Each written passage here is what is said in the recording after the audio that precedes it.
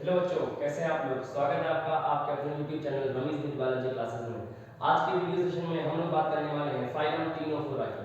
तो आइए अपने वीडियो को स्टार्ट करते हैं। वीडियो स्टार्ट करने से पहले अगर आपने अभी तक YouTube चैनल को सब्सक्राइब नहीं किया है तो प्लीज उसको सब्सक्राइब करें और साइड में बेल आइकन दबाना बिल्कुल भी मत भूलें। चलिए स्टार्ट करते हैं जल्दी से अपने सेशन को, जिसका नाम है फाइलम टीनोफोरा। तो चलिए सबसे पहले बात जो यहाँ पर हम लोगों को ध्यान रखनी होगी बच्चों कि फाइलम टीनोफोरा में कितने मेंबर्स होते हैं। तो बहुत छोटा सा फाइलम होता है। It consist of about 50 species only. यहाँ पर मात्र 50 स्पीशीज के आसपास मेंबर्स पाए जाते हैं, यानी 50 अलग अलग तरह की प्रजातियां इसमें पाई जाती हैं। 50 स्पीशीज यहाँ पर होती हैं। उसके बाद these are commonly known as या they are also known as sea walnuts. इनको हम लोग सी वॉलनट्स, कॉम्ब जेलीज, इनको हम लोग कॉम जेली भी कहते हैं। सी वॉलनट या कॉम जेली भी कहते हैं। इनको हम लोग सी गूसबेरी भी कह सकते हैं। They are also known as sea gooseberry. अच्छा, उसके बाद जब आगे बढ़ेंगे तो फाइलम टीनोफोरा में अब बात करते हैं इनके जनरल कैरेक्टर्स की। तो आइए बात करते हैं जनरल कैरेक्टर्स। जनरल कैरेक्टर्स की बात अगर करते हैं तो सबसे पहले जो चीज यहां पर आती है वो होती है इनका हैबिटेट। हैबिटेट की अगर बात करेंगे तो these all are marine, that is they are exclusively marine. ये सब के सब कैसे होते हैं? Marine. These all are free swimming. ये सब के सब कैसे होते हैं? फ्री स्विमिंग भी होते हैं। उसके बाद अगली बात जो यहां पर आती है बॉडी ऑर्गेनाइजेशन के लेवल की, यानी कि लेवल ऑफ बॉडी ऑर्गेनाइजेशन। तो बच्चों यहां पर tissue level of body organisation पाया जाता है। क्या पाया जाता है? Tissue level of body organisation. उसके बाद बात आती है सिमेट्री की। तो यहां पर कैसी सिमेट्री पाई जाती है टीनोफोर्स में? टीनोफोर्स में बेटा रेडियल सिमेट्री पाई जाती है। कैसी सिमेट्री पाई जाती है? रेडियल सिमेट्री यहां पर पाई जाती है। रेडियल सिमेट्री का मतलब होता है one plane equal division, which means body को किसी एक प्लेन में डिवाइड करने पर बॉडी के ऊपर that is any plane equal division. Radial symmetry means any plane equal division, which means that body could be divided into two equal halves when divided from any plane. किसी भी plane में divide करने से body दो बराबर के भागों में डिवाइड हो जाएगी। अच्छा, उसके बाद अगला पॉइंट जो यहाँ पर हम लोग याद रख सकते हैं that is about the germ layers. Germ layers की अगर बात करते हैं तो दीज आर डिप्लोब्लास्टिक। ये कैसे होते हैं? ये डिप्लोब्लास्टिक होते हैं, व्हिच मींस यहां पर outer ectoderm, inner endoderm and the middle mesoglea is present. बीच में मीसोडर्म ना होकर के मीसोग्लिया पाई जाती है and this mesoglea is non cellular jelly like layer. ठीक है। उसके बाद जब और आगे बढ़ते हैं तो यहां पर आता है बॉडी फॉर्म। इसका बॉडी फॉर्म की बात करते हैं। बॉडी फॉर्म की अगर बात करते हैं तो दीज आर यूजुअली ट्रांसपेरेंट। ये आमतौर से कैसे होते हैं? ट्रांसपेरेंट होते हैं। अगर शेप की बात करते हैं तो it could be from flat to oval in shape. ये शेप में कैसे हो सकते हैं? फ्लैट से लेकर के ओवल हो सकते हैं। अब देखिए इनकी एक्सटर्नल सरफेस जो है, यानी बॉडी सरफेस पर जो बॉडी है इस पर 8 एक्सटर्नल रोज पाई जाती हैं। किसकी?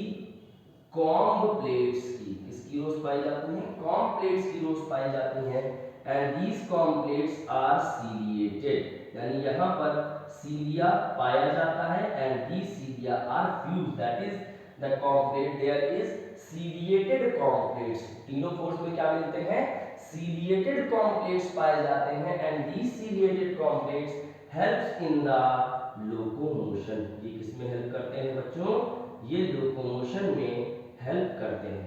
उसके बाद जब और आगे बढ़ते हैं तो बात करते हैं टेंटिकल्स की। थोड़ा सा अगर टेंटिकल्स की बात करते हैं तो जरूरी नहीं है कि हर मेंबर में क्या मिले? टेंटिकल्स पाए जाए। यहाँ पर कुछ ऐसे हैं जिनमें टेंटिकल्स मिल सकते हैं और कुछ ऐसे भी मेंबर्स हैं जिनमें टेंटिकल्स नहीं होते हैं। एक्चुअल में इसका क्लासिफिकेशन जो है वो टेंटिकल्स की प्रेजेंस और एब्सेंस के आधार पर ही किया जाता है। तो टेंटिकल्स में और may not be present, tentacles हो भी सकते हैं और नहीं भी हो सकते हैं। Clear? Which means if present अगर टेंटिकल्स होते हैं then they belongs to the class Tentaculata. ये किस क्लास को बिलोंग करते हैं? टेंटाकुलेटा को बिलोंग करते हैं। And if the tentacles are absent, अगर टेंटिकल्स नहीं होते then they belongs to the class Nuda. And Nuda का एग्जांपल जो होता है बच्चों दैट इज बेरो।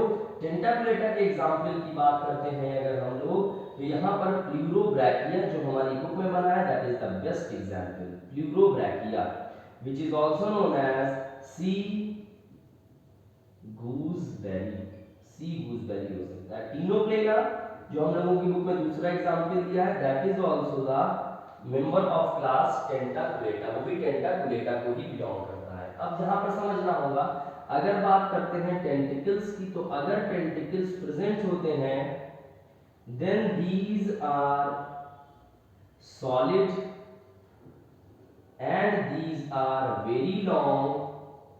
आप देख सकते हैं अपनी बुक में प्लूरोब्रैकिया के डायग्राम में, and these are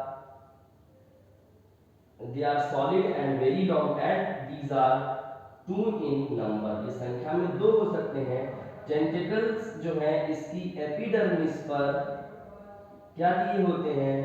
its epidermis is given coloblast cells which are also known as lasso cells।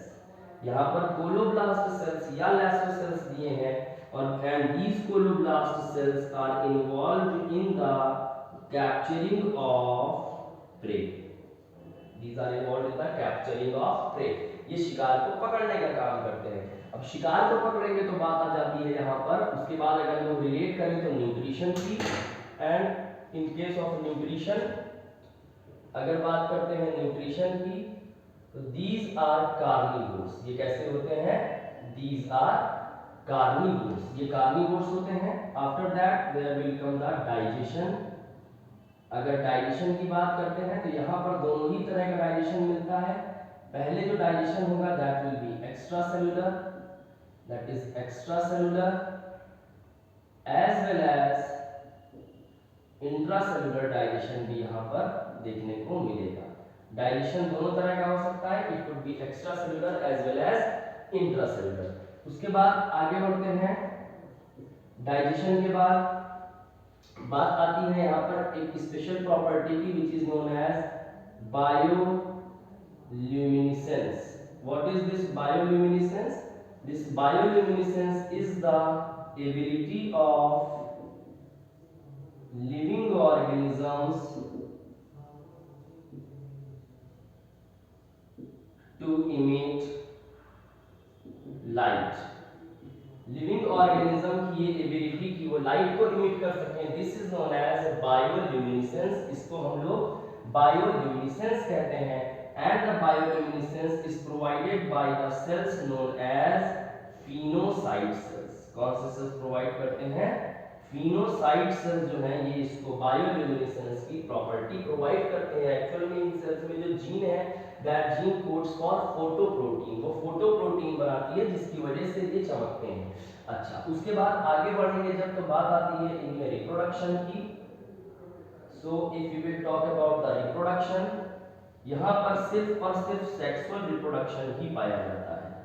Only sexual reproduction is present. सिर्फ और सिर्फ कैसा रिप्रोडक्शन है?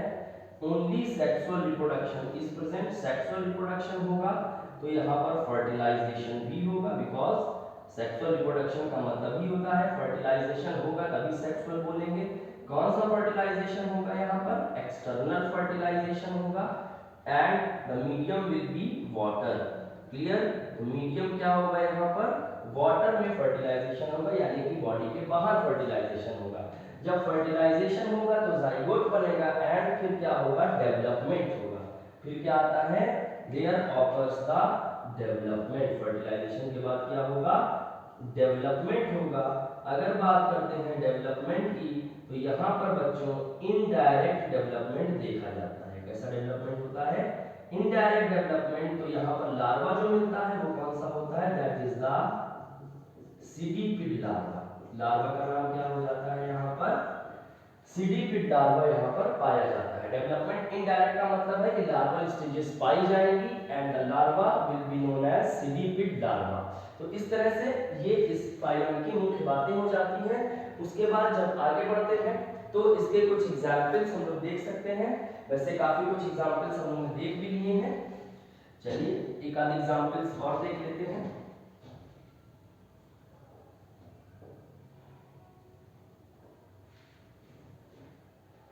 तो देखते हैं एग्जाम्पल्स के बारे में।